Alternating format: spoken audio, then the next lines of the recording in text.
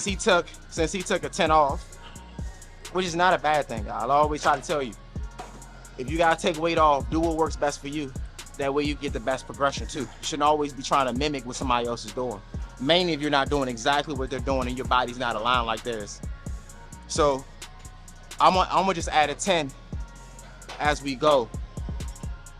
Deep down inside, I want to chase 10, but I'm kind of like, I don't think I should chase 10, to be real with you. We're gonna see how we feel.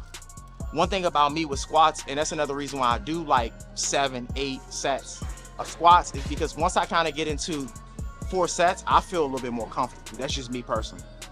Like, I always try to keep the first 4 sets fairly light, just to see how my body feels, go up slowly but surely. And then when I get into that 5th set, 6th set, 7th set, I'm really trying to get as much as I can. But we gonna do this, and then we actually gonna hit arms. I think you might like that. We ain't hit arms in a while. We haven't. So, and then too, I always say this too.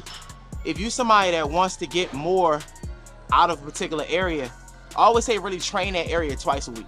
Like, everybody think that once a week is gonna be good enough. And it might be some things that you might miss from just hitting that area once that you can make up for that second time that you train it.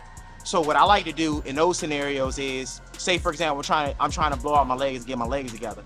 I'll train legs earlier in the week and then transition into about 4 days after. So that way, if I want to kind of go up a little bit more with the weight, I can do that because the body is recovered within 2 to 3 days, more so than me trying to hit it back to back to back. You know what I mean?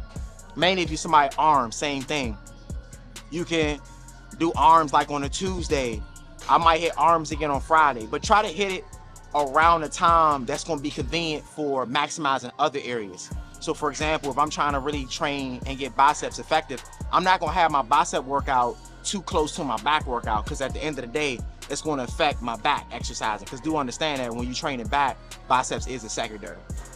Just a few tips, y'all. Just a few tips. You know I'm here for it. So remember, I always got a rule. I don't think it's tight enough, actually.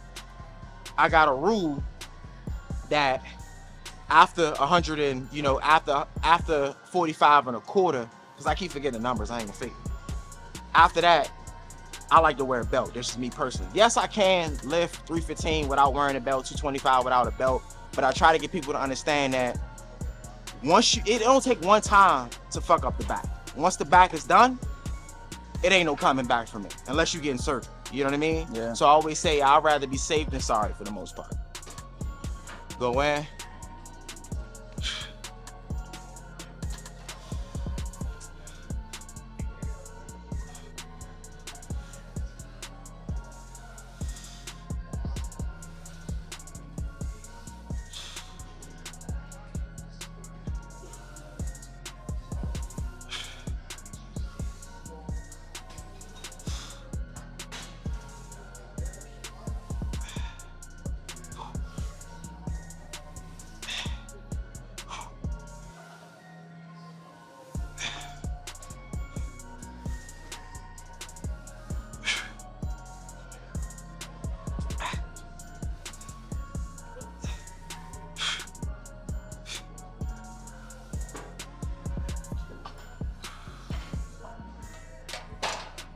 Whew. Not too bad, but I ain't gonna fake. You can feel a big difference when you put on a belt.